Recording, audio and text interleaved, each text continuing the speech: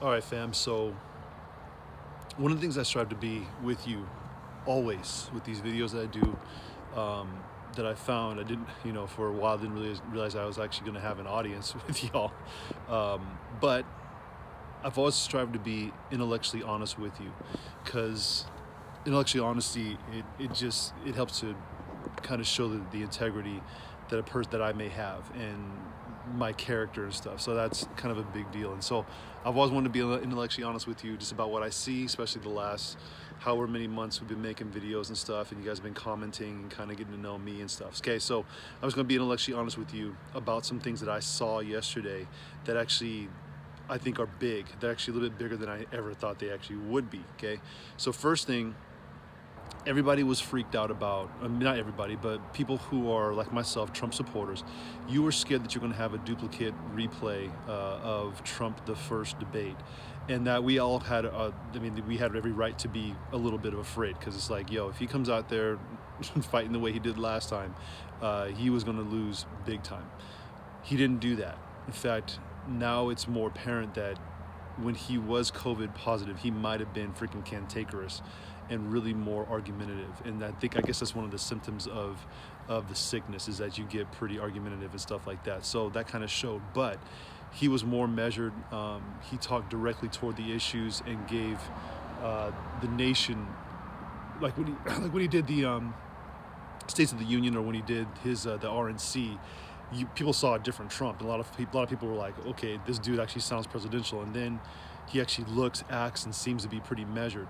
He basically rose up to the occasion of those other times, and we were hoping he would do so this time. He wouldn't be way beyond that this time. He went way beyond that, at least in my opinion. Again, I'm a Trump supporter, but I was hoping he wouldn't, screw stuff up, and he didn't. He actually didn't. So that's the first thing I saw. The second thing that I saw, that's actually more important here, is that Biden did not come up. Biden actually looked odd yesterday.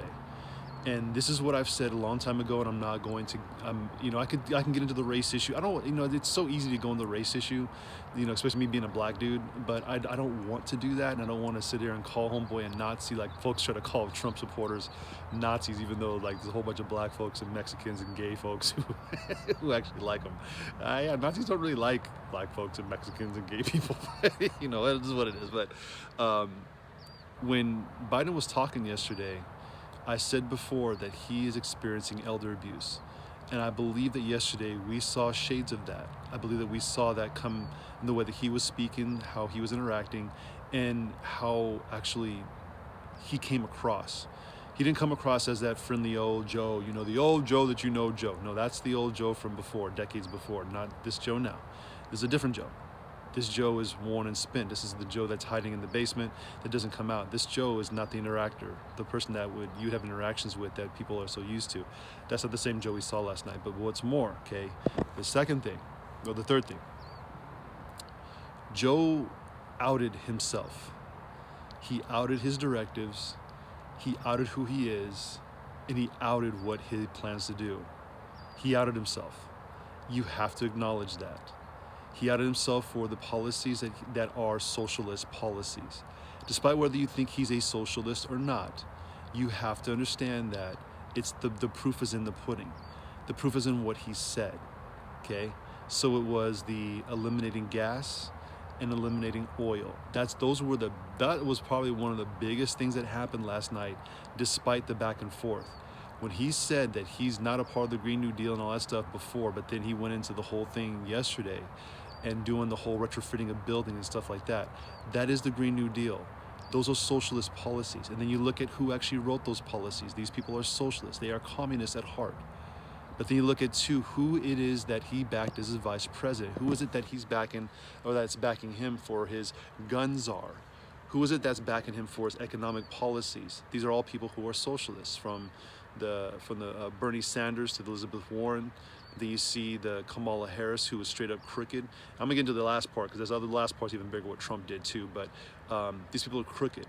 And you got, what's his name from freaking Texas, the freaking crazy guy, whatever his name is. I can't remember his name right now. But these people they're off the chain, and they have issues with capitalism, because they come from a place of privilege, but they don't understand what it actually means to work. They don't know what it means to actually work and to actually have to really, fend for and do what needs to be done to get money, okay? And to support your family. These people don't have the same idea of freedom as you do. They believe freedom is control, and they wish to control. That's what Biden did yesterday. He wants to control the economy, but he also wants to give the economy over to individuals who are and will control us like they did before. Right now, you don't have the issue that we had before with these other nations that have massive oil reserves and the like. We're not dependent upon the Middle East the way that we were before, because we've got our own. So what does that mean for you and me? That means that we don't have to worry about our oil prices and gas prices being super high, because have you noticed? They're a little lower right now. They're about the $3, $2.50 range, right? I get the 91 gas, so they're about that range. What were they during the Obama administration? They were pretty high. Why is that? Because of the conflicts that were happening throughout the world.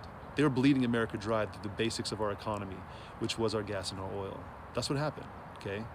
Now, the last piece that was important was that Biden lied about several things involving his son. He lied about several things involving his own involvement with his son. He also lied too about the things that he said in the past. He said play the tape several times. We actually have the tape. We actually understand what it means to be recorded and to show those things to the American public. Which is why the media, which is why all these social media outfits and stuff, they were blocking the distribution of those videos, because those videos prove what we've always thought this entire time. This man is not working on his own. He's not doing what he can for the American public. He's doing what he wants for this agenda that is about social control. Even the Obamacare, Biden care. You guys understand what it actually means that, this piece about the legislation for employer-provided health care. That actually is eliminating that health care. That actually is eliminating you and I being able to choose what we want to do with our health care. So you have an option here to look at this from reality's sake, okay? For everything that I do, try to be with you as intellectually honest. You saw it, we witnessed it, he lost it.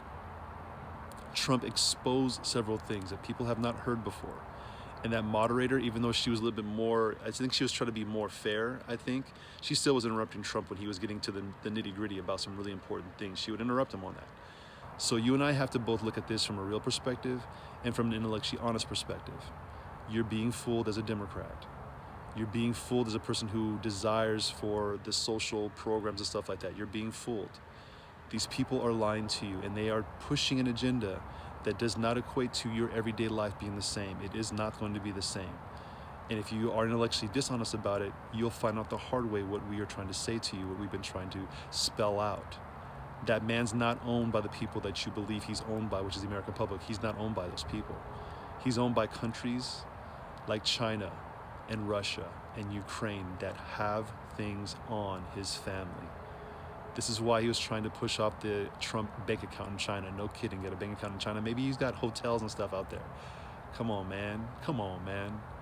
Be intellectually honest with yourself about this. And whether or not you believe he's a socialist or not, that's completely your prerogative.